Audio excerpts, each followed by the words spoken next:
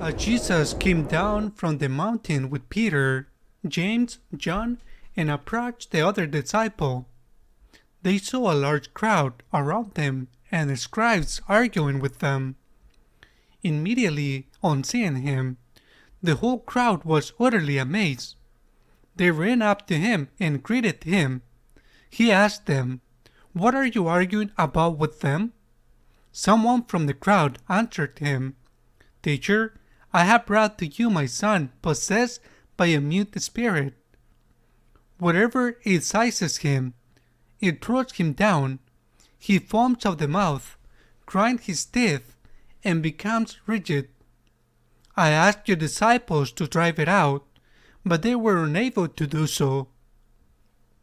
He said to them in reply, "O faithless generation, how long will I be with you? How long will I endure you? Bring him to me." They brought the boy to him, and when he saw him, the spirit immediately threw the boy into convulsions. As he fell to the ground, he began to roll around and foam out the mouth. Then he questioned his father, "How long has this been happening to him?" He replied, "Since childhood. He has often thrown him into the fire, into water to kill him. But if you can do anything, have compassion on us and help us." Jesus said to him, "If you can, everything is possible to one who has faith." Then the boy's father cried out, "I do believe. Help my unbelief." Jesus, on seeing a crowd rapidly gathering, rebuked the unclean spirit and said to it, "Mute and deaf spirit, I command you, come out of him and never enter him again." Shouting and throwing the boy into convulsions, he came out. He became like a corpse, which causes many to say, "He is dead." But Jesus took him by the hand, raised him, and he stood up. When he entered the house, his disciples asked him in private, "Why could we not drive the spirit out?" He said to them, "This kind can only come out of prayer." Through prayer, the Gospel of the Lord. Many times I feel identified with his father, with the father of this creature tormented by the devil. I have faith, but I doubt. Other times my faith is firm. Well, but there are times when I doubt. It doesn't seem to me to be a sin, because when I looked at Jesus, I see him too, doubting at certain times. For example, at the decisive moment of the cross, "My God, why have you forsaken me? Elohim, Elohim, leva sabachthani, why have you forsaken me?" Is the expression of a doubt. However, what this man does, the boy's father, is not only expressing a doubt, but asking for help. "Help for my little faith. I have faith. I have faith, but it is little. It is little, and that is why I doubt. Help my little faith.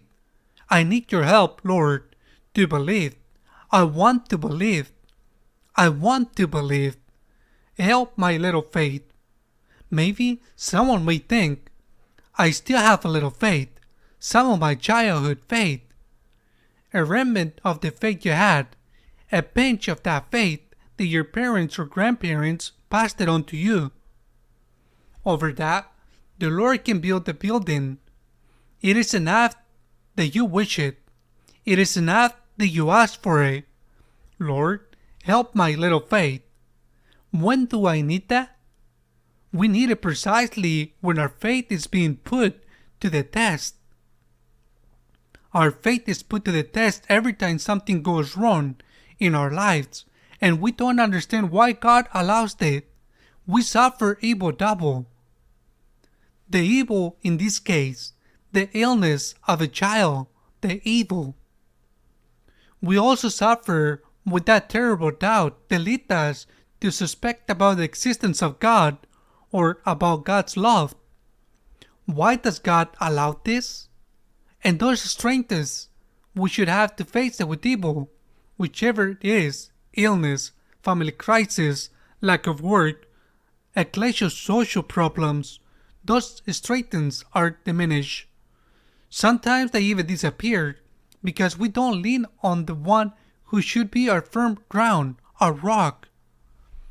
Because that lack of faith, that crisis of faith, prevent us from leaning on Him, and we face alone, a problem that overflows us and that is bigger than us, harder to carry than our strengths allowed.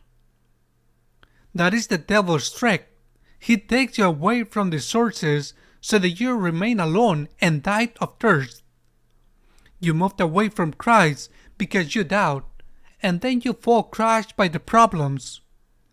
That is why we have to repeat over and over again at all times, but especially in the moments of crisis, of personal or collective crisis.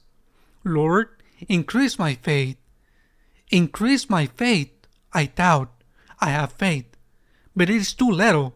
It is not enough. I beg you, Lord, increase my faith. Help me believe blindly if necessary or remembering other past moments.